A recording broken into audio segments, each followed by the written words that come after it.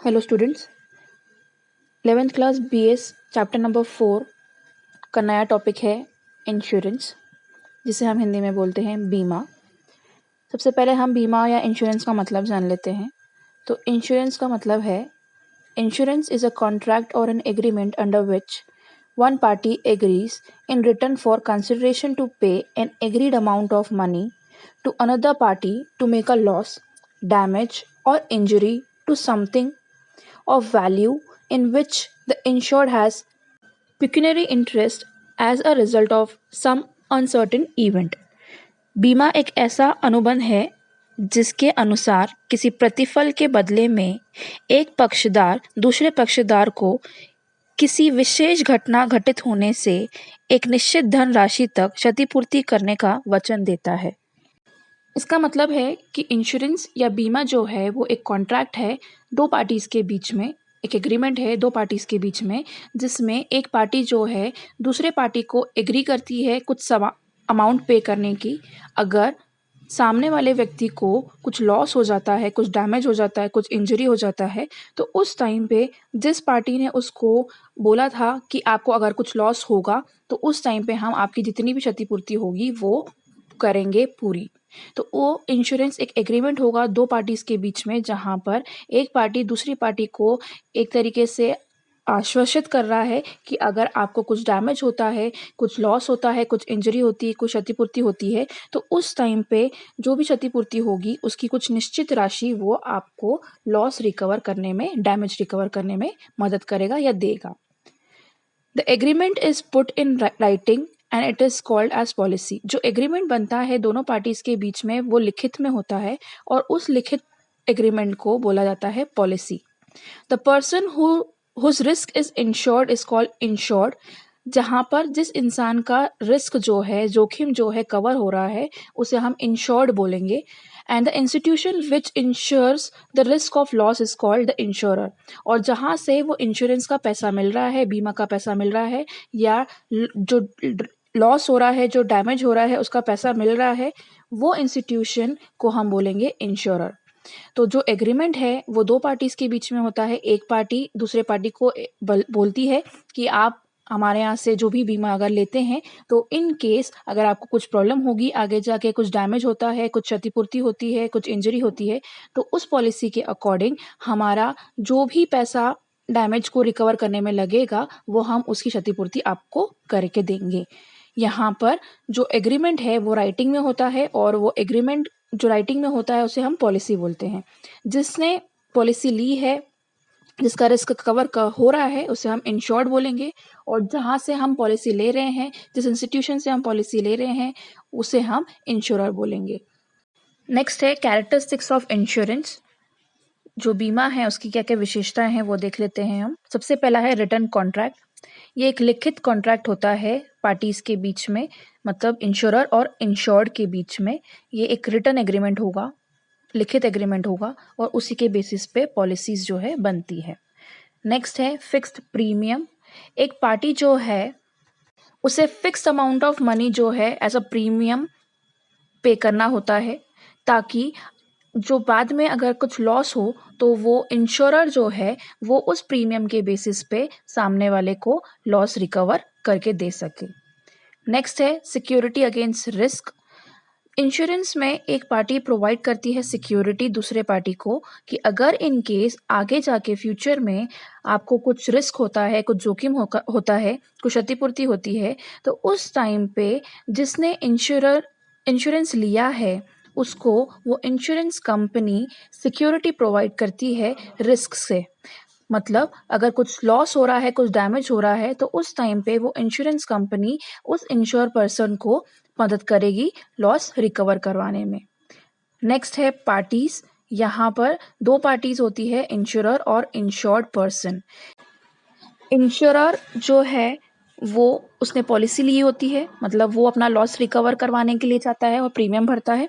और इंश्योर्ड जो होता है वो इंश्योरेंस कंपनी होती है जो रिस्पॉन्सिबिलिटी लेती है कि इन केस अगर इंश्योरर को कुछ प्रॉब्लम होती है और कुछ डैमेज होता है तो आगे जाके इंश्योरेंस कंपनी जो है उस इंश्योरर की मदद करे और वो लॉस को रिकवर करवाने में मदद करे। नेक्स्ट है fix amount of money. Insurance is made for a definite amount of money and this is known as insurance amount. Insurance जो है एक डेफिनेट अमाउंट ऑफ मनी से बनता है और उसी अमाउंट को हम इंश्योरेंस अमाउंट भी बोलते हैं। नेक्स्ट है measure of risk in monetary terms. जो इंश्योरर है उसको जो भी लॉस कवर होगा, उसका जो भी जोखिम कवर होगा, वो हमेशा मनी के टर्म में ही होना चाहिए। मतलब जो पैसों से रिलेटेड है, जो पैसों में मापा जा सकता है, उसी लॉस को इंश्योरेंस कंपनी रिकवर कर सकती है। बाकी जो ऐसे चीज़ है जिसको हम पैसों में रिकवर नहीं कर सकते, उसको इंश्योरेंस कंपनी कवर नहीं कर पाएगी। तो इंश्योरर जो है उनको जो कंपनसेशन मिलेगा जोखिम का या लॉस का, वो सिर्फ मॉनेटरी टर्म्स में मिलेगा और उसे हम सिर्फ पैसों में ही मेजर कर सकते हैं। तो जो भी रिस्क होगा, जो भी जोखिम होगा इंश्योरेंस में, उसे हम पैसों के टर्म में ही या मनी के टर्म में ही मेजर कर पाएंगे। नेक्स्ट है इम्पोर्टेंस ऑफ इंश्योरेंस। क्या क्या बीमा के महत्व है वो देख लेते हैं। सबसे पहला है प्रोवाइडिंग प्रोटेक्शन। ये एक तरीके से प्रोटेक्शन प्रोवाइड करता है। अलग अलग तरीके के इंश्योरेंस बनते हैं, अलग अलग टाइप के बीमा बनते हैं, जिससे एक इंसान अपनी जो रिस्क है उसको कवर कर सकता है और प्रोटेक्शन पा सकता है। यहाँ पर बिजनेसमैन जो है वो अपने बहुत सारे रिस्क को कवर कर सकता है अलग अलग पॉलिसी लेके, अलग अलग इंश्योरेंस लेके, जिसके वजह से वो आगे जो है अपनी बिजनेस को अच्छी तरीके से चला सकता है बिना ज़्यादा किसी डैमेज से और बिना ज़्यादा किसी रिस्क से। तो इंश्योरेंस जो है एक तरीके से प्रोटेक्शन प्रोवाइड करता है इंसानों को, ताकि वो अपना जो काम है ईज़िली आगे से कर सके। और इन केस अगर फ्यूचर में कुछ डैमेज होता है तो इंश्योरेंस कंपनी जो है उनकी वो डैमेज रिकवर करवाने में मदद कर सकती है। नेक्स्ट है सिक्योरिटी एंड इन्वेस्टमेंट। जैसे कि अभी हमने देखा कि जो इंश्योरेंस है वो एक तरीके से प्रोटेक्शन प्रोवाइड करता है, तो वैसे ही इंश्योरेंस जो पॉलिसी है वो सिक्योरिटी प्रोवाइड करती है, ताकि इन केस आगे आपको कुछ लॉस होता है तो उस पॉलिसी के बेसिस पे वो लॉस को कंपनसेट किया जा सकता है। और इसके वजह से एक इंसान को सिक्योरिटी भी प्रोवाइड की जाती है, ताकि अगर आगे कुछ फ्यूचर में लॉस हो रहा है तो एक सिक्योरिटी उनके पास रहेगी कि वो लॉस रिकवर हमारा हो सकता है और हमें कंपनसेशन मिल सकता है। तो इंश्योरेंस की वजह से एक सिक्योरिटी भी इंसानों को मिलती है। और इससे जो है लोग हैं वो इन्वेस्टमेंट भी कर सकते हैं, एक एज ए इन्वेस्टमेंट पर्पस भी जो है पॉलिसीज़ ले सकते हैं, अपनी सेविंग्स बचा सकते हैं इंश्योरेंस की मदद से। तो ये एक तरीके से इन्वेस्टमेंट के लिए भी मदद करता है। नेक्स्ट है एनकरेजमेंट टू सेविंग। बहुत सारी ऐसी पॉलिसीज़ होती हैं जो अधिकतर हम अपने आगे के फ्यूचर के लिए बनाते हैं, जिसमें हम अपना पैसा जमा कर के रखते हैं, ताकि हम आगे जाके इन केस पैसा हमारे पास नहीं है और हम रिटायर हो गए हैं, तो उसलिए हमको बाद में पेंशन की ज़रूरत होती है। तो बहुत सारी ऐसी पॉलिसीज़ होती हैं जिसमें हम पेंशन स्कीम्स चालू कर सकते हैं, पैसा जमा कर सकते हैं अपने बुढ़ापे के लिए, ओल्ड एज के लिए। तो जो लाइफ इंश्योरेंस है या कुछ इंश्योरेंस जो होती है, वो एक तरीके से हमें सेविंग करने के लिए भी प्रमोट करती है, एनकरेज करती है, ताकि हम आगे अपने फ्यूचर के लिए सेविंग करें और आगे जाके जो है ओल्ड एज में हम उस पैसों को यूटिलाइज़ कर सकें और उसके अकॉर्डिंग हम अपना ज़िंदगी चला सकें। तो इंश्योरेंस की मदद से हम अपनी सेविंग्स भी कर सकते हैं और आगे के फ्यूचर के लिए बचा भी सकते हैं। नेक्स्ट है जनरेशन ऑफ एम्प्लॉयमेंट। इंश्योरेंस जो है वो एक तरीके से एम्प्लॉयमेंट अपॉर्चुनिटी भी प्रोवाइड करती है। बहुत सारी ऐसी इंश्योरेंस कंपनी हैं जो परमानेंट जॉब प्रोवाइड करती है लोगों को। इंश्योरेंस एजेंट के लिए भी जॉब प्रोवाइड करती है। तो यहाँ से आप एम्प्लॉयमेंट को भी जनरेट कर सकते हो। इंश्योरेंस के द्वारा बहुत सारे रोज़गार भी लोगों को मिल सकते हैं। नेक्स्ट है टैक्स रिलीफ, मतलब कर में थोड़ी-सी रिलीफ मिलना। तो इंश्योरेंस की वजह से एक इंडिविजुअल या एक कोई व्यक्ति, कोई फर्म जो है अपने टैक्स जो होते हैं उसके अंदर उनको थोड़ा एग्ज़म्पशन मिल सकता है, उससे रिलीफ मिल सकता है। और अगर आप इंश्योरेंस लेते हो तो टैक्स जो होता है उसमें आपको थोड़ी बहुत छूट मिल सकती है। तो इंश्योरेंस की वजह से किसी इंडिविजुअल या किसी फर्म को टैक्स रिलीफ का भी बेनिफिट मिलता है। नेक्स्ट है फीलिंग ऑफ साइकोलॉजिकल सिक्योरिटी। बीमा जो है या इंश्योरेंस जो है एक साइकोलॉजिकल सिक्योरिटी प्रोवाइड करता है इंश्योर्ड को, क्योंकि उसे पता रहता है कि हमने इंश्योरेंस पॉलिसी लेके रखी हुई है, तो उसके वजह से अगर इन केस आगे कुछ बिजनेस में प्रॉब्लम होती है तो वो पॉलिसीज़ काम आ सकती है लॉस को रिकवर करने में। तो इसलिए एक तरीके से ये एक साइकोलॉजिकल सिक्योरिटी प्रोवाइड करता है बिजनेसमैन को, इंडिविजुअल को या उस व्यक्ति को जिसने इंश्योरेंस पॉलिसी ली है। नेक्स्ट टॉपिक है जो कि है री इंश्योरेंस और डबल इंश्योरेंस। सबसे पहले हम री इंश्योरेंस देख लेते हैं क्या होता है। तो री insurance is concern with the insurance company. If an insurance company get more insurance business than its capacity, in such situation, it transfer a part of its business in the favor of any other insurance company and take commission for that. मतलब री insurance जो है वो insurance company से concern करती है, मतलब उससे वो रिलेटेड है।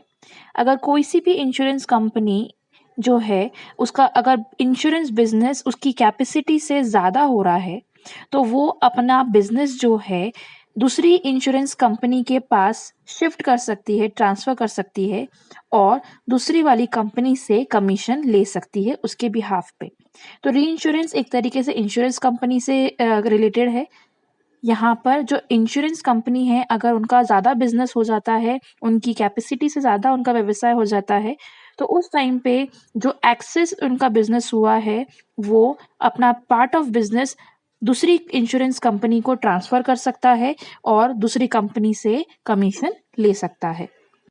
एक तरीके से जो री इंश्योरेंस है वो एक कॉन्ट्रैक्ट होता है दो इंश्योरेंस कंपनी के बीच में। डबल इंश्योरेंस की बात करें तो डबल इंश्योरेंस क्या है? इफ अ प्रॉपर्टी और life is got insured from more than one insurance company it is called double insurance. मतलब अगर हमने हमारी प्रॉपर्टी या हमारी लाइफ इंश्योरेंस जो है वो करवाई है एक से ज़्यादा इंश्योरेंस कंपनी से तो वो डबल इंश्योरेंस कहलाती है। अगर एग्जाम्पल के रूप में इसको समझाएं तो अगर मैंने एक कोई अपनी लाइफ पॉलिसी एक कंपनी से ली है और एक और लाइफ इंश्योरेंस पॉलिसी दूसरी कंपनी से ली है तो दो लाइफ इंश्योरेंस पॉलिसी हो गई मेरे पास, तो वो मेरी डबल इंश्योरेंस पॉलिसी कहलाएगी। तो हम जब कब कोई सी प्रॉपर्टी या हमारी जो लाइफ इंश्योरेंस जो है अगर more than one insurance company से हम करवाते हैं तो उसे हम डबल इंश्योरेंस बोलते हैं। In case of life insurance policy, holder can receive claim from all the companies. मतलब अगर लाइफ इंश्योरेंस पॉलिसी हमने ली है तो जो जिसने पॉलिसी ली है वो सभी कंपनी से क्लेम रिसीव कर सकता है। But in case of fire and other insurance the various company jointly pay the claim which cannot exceed the actual loss. लेकिन अगर हम बात करें आग लगने पे या किसी और अदर इंश्योरेंस पॉलिसी की, तो अगर उस टाइम पे ऐसी कुछ पॉलिसी किसी ने ली है तो उस टाइम पे जो अलग अलग कंपनी है वो इकट्ठा क्लेम जो है पे करेगी जॉइंट करके। तो लाइफ इंश्योरेंस में अलग अलग कंपनीज जो है वो क्लेम दे सकती है इंश्योरेंस होल्डर को, मतलब इंश्योरेंस होल्डर जो है अलग अलग कंपनी से सभी कंपनी से क्लेम ले सकता है। लेकिन दूसरे इंश्योरेंस में जो कंपनीज होती है अलग अलग वो जॉइंटली इकट्ठा करके पैसा लॉस का सेटलमेंट कर देती है। नेक्स्ट टर्म है इंश्योरेंस एंड अश्योरेंस। इंश्योरेंस और अश्योरेंस जो है वो दो ऐसे शब्द है जो एक तरीके से दिखते हैं, एक तरीके से सुनाई देते हैं, लेकिन इन दोनों में बहुत डिफरेंसेस है। अश्योरेंस की बात करें तो अश्योरेंस वर्ड जो है लाइफ इंश्योरेंस के लिए यूज़ किया जाता है। इसका मतलब है कि जो इंश्योरर है जिसने इंश्योरेंस पॉलिसी ली है उसको डेफिनेटली इंश्योरेंस कंपनी जो है पे करेगी। तो अश्योरेंस मतलब एक गारंटी कि जो इंश्योरर है उसको डेफिनेटली जो इंश्योरेंस कंपनी है पेमेंट करेगी। That means even if the insured person dies during the term of insurance and if he service till the term of insurance then the policy amount will be paid on the date of maturity। इसका मतलब कि भले ही ensure person जिसने insurance policy ली है उसकी मृत्यु हो जाए, लेकिन मृत्यु होने के बाद भी लाइफ इंश्योरेंस अगर लिया है तो उसको उस इंश्योरेंस का पैसा मिलेगा, या अगर वो जीवित है तो जब उसकी पॉलिसी मैच्योर हो रही है तो उसके बाद उसको उसका पैसा मिलेगा। तो अश्योरेंस का मतलब एक तरीके से गारंटी कि जिसने लाइफ इंश्योरेंस पॉलिसी ली है उसको पैसा मिलेगा ही मिलेगा इंश्योरेंस कंपनी द्वारा। अगर मृत्यु हो जाती है तो मृत्यु के बाद, और अगर मृत्यु नहीं होती है और जीवित है वो इंसान जिसने पॉलिसी लिया है तो पॉलिसी मैच्योर होने के बाद जो भी पैसा होगा वो इंश्योरर को या इंश्योर्ड पर्सन को मिल जाएगा।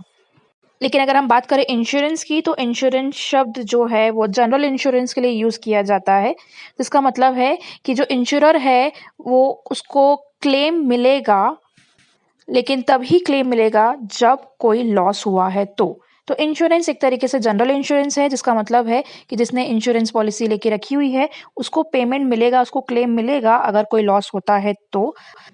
अगर कोई लॉस नहीं हो रहा है तो उस टाइम पे वो इंश्योरर को कोई भी पेमेंट या क्लेम नहीं मिलेगा। तो इंश्योरेंस और अश्योरेंस में दोनों में ये डिफरेंस है कि इंश्योरेंस जो है वो जनरल इंश्योरेंस के लिए होता है और अश्योरेंस जो है वो लाइफ इंश्योरेंस के लिए। इसका मतलब है कि अश्योरेंस में हमें गारंटी मिल जाती है कि हमें पेमेंट जो है इंश्योरेंस कंपनी से मिलेगा, लेकिन इंश्योरेंस में या बीमा में हमें क्लेम तभी मिलेगा जब हमें कभी लॉस हुआ है, कुछ नुकसान हुआ है, तभी हमें उसका क्लेम मिलेगा, नहीं तो क्लेम नहीं मिलेगा।